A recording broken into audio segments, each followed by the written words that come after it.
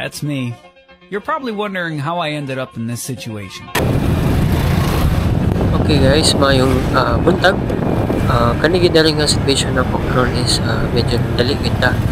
Pero sa ngalan nga dati sa Baroy nga sentro sa traffic light bit.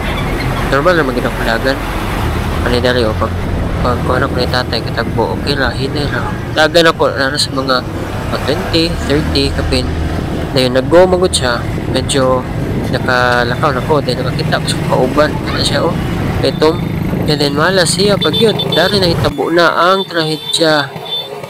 Muna dira o. Sus, grabe yun. Okay, pagkakuan na yun. Action magod siya gliko.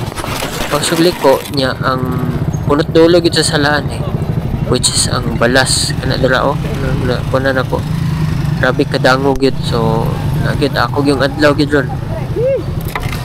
So, mga to guys, ang itabo sa kuha, pero ang importante, safe na po. So, ride safe kita, tanan. Okay, bali ko, may naaka. Gusto ka ba yung kundangan? Naliligi.